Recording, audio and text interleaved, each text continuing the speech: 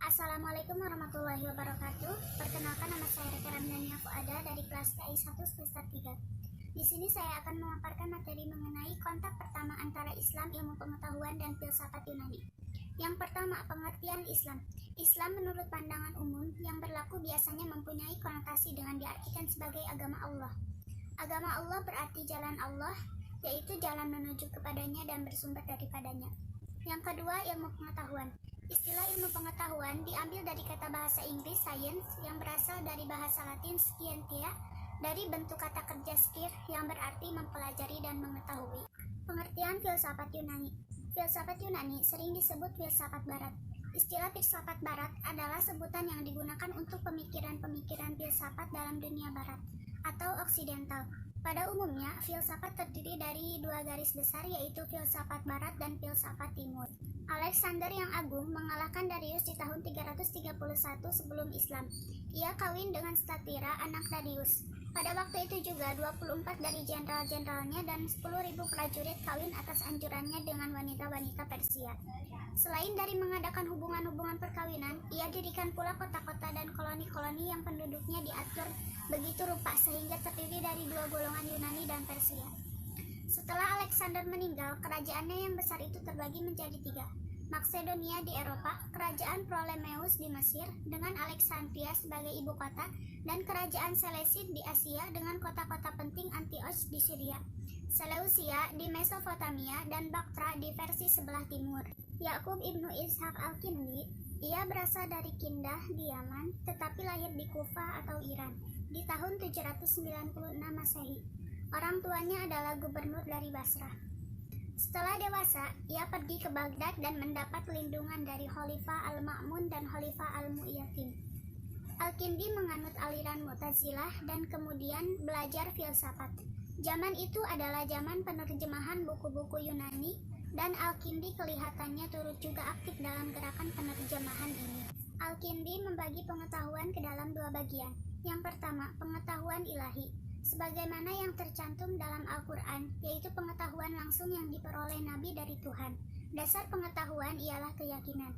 Yang kedua, pengetahuan manusiawi atau filsafat, dasarnya ialah pemikiran. Falsafat jiwa. Jiwa mempunyai tiga daya. Yang pertama, daya bernafsu atau apetitif. Yang kedua, daya pemarah atau irascible. Yang ketiga, daya pikir atau cognitive faculty. Daya berpikir itu disebut akal. Menurut Al-Kindi, ada tiga macam akal. Yang pertama, akal yang bersifat personal. Yang kedua, akal yang telah keluar dari sifat personal menjadi aktual. Yang ketiga, akal yang telah mencapai tingkat kedua dari aktualitas. Abu Hamid Muhammad Al-Ghazali. Abu Hamid Muhammad Al-Ghazali lahir pada tahun 1059 Masehi di Ghazaleh, suatu kota kecil yang terletak di dekat Tusdi, Khurasan. Di masa mudanya, ia belajar di Nishapur, juga di Khurasan, yang pada waktu itu merupakan salah satu pusat ilmu pengetahuan yang penting di dunia Islam. Al-Ghazali dalam sejarah filsafat Islam dikenal sebagai orang yang pada mulanya syak terhadap segala-galanya. Perasaan syak ini kelihatannya timbul dalam dirinya dari pelajaran ilmu al-kalam atau teologi yang diperolehnya dari Al-Juwaini. Sebagaimana diketahui, dalam ilmu al-kalam terdapat beberapa aliran yang saling bertentangan. Al-Ghazali tidak percaya pada filsafat, bahkan memandang filosof-filosof sebagai ahli al-bid'ah, yaitu tersesat dalam beberapa pendapat mereka. Di dalam Tahafuz al-Falasifah, Al-Ghazali menyalahkan filosof-filosof dalam pendapat-pendapat berikut. Tuhan tidak mempunyai sifat, Tuhan mempunyai substansi basit dan tidak mempunyai mahiyah, Tuhan tidak mempunyai juz'iyat, Tuhan tidak dapat diberi sifat al-jins. Planet-planet adalah bintang yang bergerak dengan kemauan. Jiwa planet-planet mengetahui semua juz'iyah. Hukum alam tak dapat berubah. Pembangkitan jasmani tidak ada. Alam ini tidak bermula. Alam ini akan kekal. Tiga pendapat menurut Al-Ghazali yang membawa kepada kekufuran, yaitu: satu, alam kekal dalam arti tidak bermula.